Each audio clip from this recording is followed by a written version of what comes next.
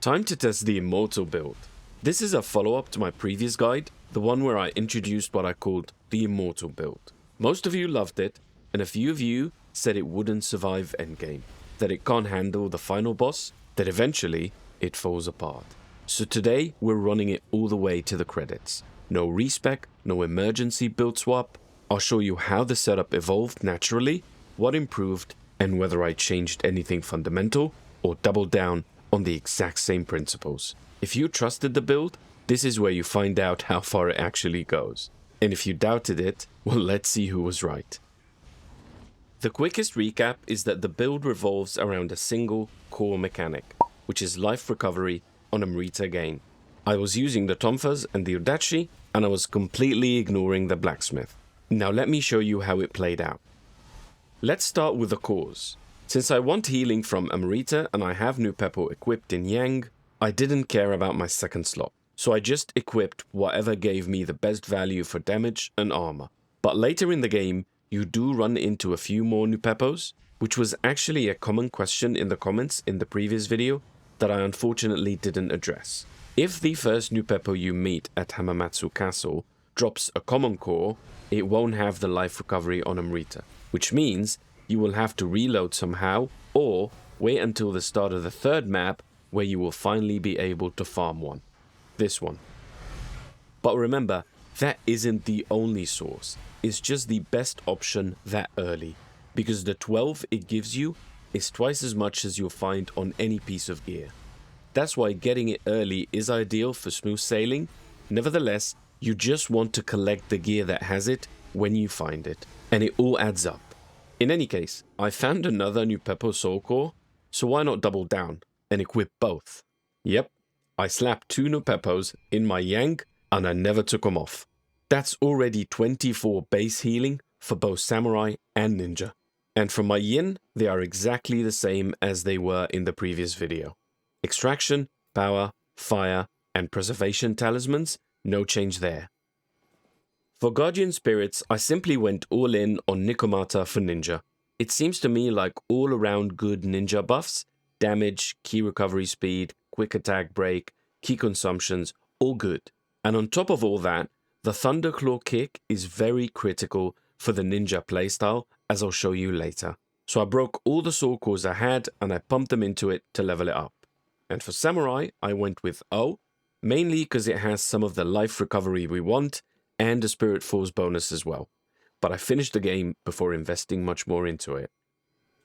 Now for skills, my ninja is mostly the same. I just added Snakebite Technique and Illusionary Dragon. My Samurai got Defense Mastery 2, which I was missing, and nothing else is significant. The main addition was in common skills. This one is very important. It's the one you get from the Way of the Onmyu Veteran, which are the missions you get from Saito, the lady upstairs right here. That skill is Amplification, which is absolutely perfect for me because it extends the duration of buffs, so I don't need to recast my talismans as often. I actually timed it, and I think it adds about 10% time or so, which isn't much given that the default buff is less than a minute, but a few seconds more on each talisman, I won't say no. I was also thinking if my damage is low and fights would take long, then maybe I would need to squeeze every second out of those buffs, but we'll see. My stats aren't any different either. I mostly doubled down on strength with a bit of skill when the Tonfa damage was falling off compared to the Udachi, but not much else to say here. Before I talk about gear, I have to make this disclaimer again.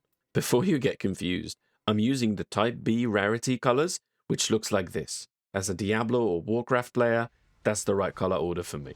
So I kept my principle intact with regards to gear. I'm not touching the Blacksmith. I'm going to look at all the loot and slap on whatever has life recovery on Amrita. That's it. And that totally worked for me. But near the very end of the game, literally 3 bosses away from the final boss, after defeating that dude, Noribotoki, who I think I one-shotted, if you follow the nice lady, she will give you a quest called Ryoma's Bequeathment. Pretty straightforward. You go fetch a couple of things, then join her in finding some secret letter, fight some enemies, and then a big donkey or horse mini-boss at the end, and that's it. This quest gave me a smithing text. Attire of the Exalted. Luckily, I went and looked. Turns out this set had bonuses that were perfect for my build revolving around Amrita, plus a failsafe. We've got increased damage dealt when Amrita is absorbed, and faster key recovery when Amrita is absorbed. And for the 6-piece bonus, it activates my living artifact instead of dying, which means it kind of fills in the place of my preservation talisman. And as lazy as I am, since I'm against using more than 4 consumables, I ditch my preservation talisman and put the elixirs instead for an even easier life. I already stocked tons of them, and it's not like I'm using them for anything else. Another good thing about this set is that you already should have 2 pieces of it. You will get Shaman Queen's necklace and Himiko's staff once you finish the story mission, the Spirit Tree Village. So we simply need to craft the other 4 pieces, unless you've already found some, obviously. Now that I'm utilizing the blacksmith anyway, I decided to get the set and reforge life recovery on Amrita on every piece to remain faithful to the build. So here's what I used. I found those tonfas. I was lucky they had 2 elements of damage, and I think I added the attack bonus that scales with strength and the life recovery. I had Himiko's staff as my second weapon to fulfill the set. My range is whatever that has life recovery. The item set doesn't have a headpiece, so I crafted whatever I could that gave me the highest possible toughness and armor, and slapped on life recovery on that as well. The rest of the pieces are the same. If I'm lucky, they come with life recovery. If not, I slap it on there. The trousers only had life recovery on evade, and I think I was out of the special material that's required for life recovery. So I added defense that scales with strength, and that was it. Which actually brings me to a tip that might help you if you're doing this. If you want to add any effect and it requires a special material, you will probably go to Dismantle and keep scrolling to see what gives it. If you have 2,000 items or so, it would be a waste of time. Luckily, the filters can help with this. So items that would give you a special piece of material will have this little hammer icon next to the effect. So in the filters, you can go here and select with icon. And now it's a much smaller list, and it filters out only the items that would give you a special crafting material.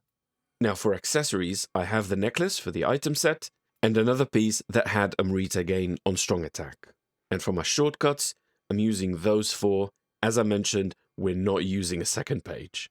Now for my samurai, I actually haven't made any significant changes to it, other than equipping better gear if it drops, maintaining life recovery as a priority when I find it, and that's it.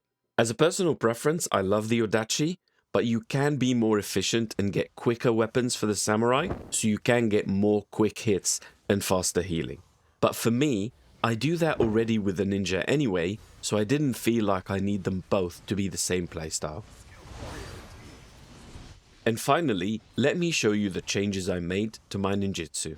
I'm still flying as much as I can, because many attacks will just whiff under you while you can still hit your enemies. Unfortunately, some enemies are a bit inconsistent with this, and they will do some mid-sword attack or charge that will just hit you no matter where you are. This dude is a prime example of that. He both unreasonably hits in the air and has some moves that seem to take 0 frames in execution. So I needed some ground maneuverability.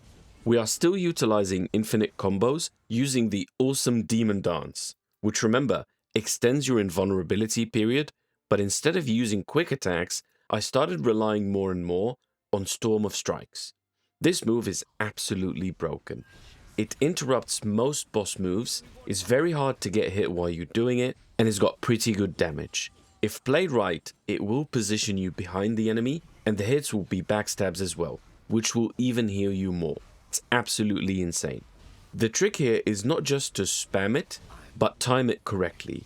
Remember, you can delay the R1 quite a bit to decide on which direction is best.